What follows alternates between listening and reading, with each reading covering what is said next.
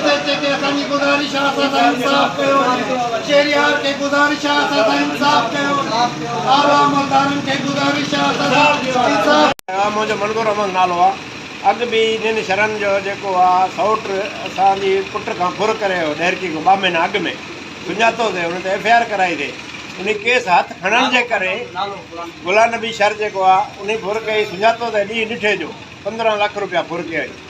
उन जे करे उहे केस तो हथु खणण जे लाइ दबाव विझनि था पिया। कूड़ो ड्रामो राति ठाहियो अथनि। हिते असांजो मंज़ूर फुर कराई आहे। असां कारोबारी 20 साल खां वठी कारोबारी आहियूं। हे मुंहिंजो दुकानु आहे। असांजो लखनि किरोड़नि जो कारोबार आहे। मुंहिंजा पुट ऐं असां सॼा कारोबारी आहियूं। न असां त चोर आहियूं न चोरनि जा यार आहियूं। त हे कूड़ो ड्रामो केस तो हथु खणण जे करे राति गुलाम नबी शहर जे करे अली मुराद आहे उन्हनि जा ॿिया साथी कूड़ो ड्रामो ठाहे चोरी कोई ट्रैक्टर फुर बि न थियो आहे। ईअं कूड़ो केस ठाहिण जे लाइ SHO ॾे आया त असांजे SHO साहिब खे अपील आहे DSP साहिब खे SP साहिब खे IG खे अपील आहे त हक़ खे हुन क़ुर पाक ते रखी इनकारी करनि। असां चोर हुजूं त असां बिल्कुलु FIR करे असांजे कोई अॼु तक का NC बि न दाख़िल थी आहे।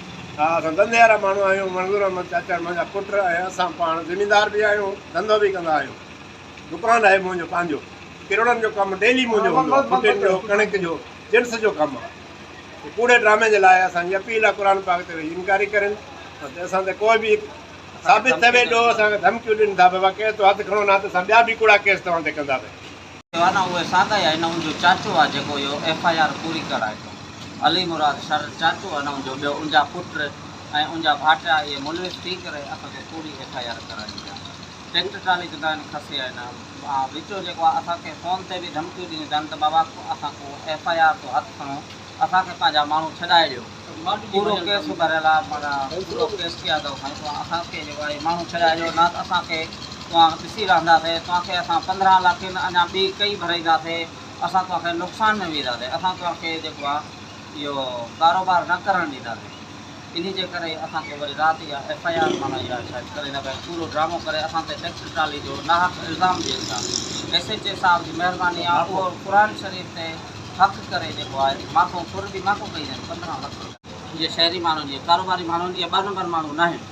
तव्हां कूड़ा आहियो पुलिस उन्हनि खे ईअं थी चओ जेको आहे तव्हां इहा कई बि न आहे तव्हांजी चोरी बि कोन्हे थियलु। ट्रैक्टर ट्राली जो इहो पूरो ड्रामो कंदा पिया पुलिस बि इहा ये मीर शहरियार खान आहे SP साहिब आहे IG सिंध आहे उन्हनि खे असांजी गुज़ारिश आहे इन मामले जी तहक़ीक़ात करनि इन्वेस्टिगेशन कराए बाद में जेको मसइलो आहे ॾिठो वञे त मंज़ूर अहमद जेको आहे ट्रैक्टर पूरियो आहे हींअर न कयो आहे। मादे जी भरियल ट्राली ट्रैक्टर उन सां गॾु माण्हू बि आहे उहे चवंदा पिया इहो कूड़ो ड्रामो आहे। न ट्रैक्टर उन्हनि जो अगवा थियल आहे न उनजो माण्हू काॾे वियल आहे।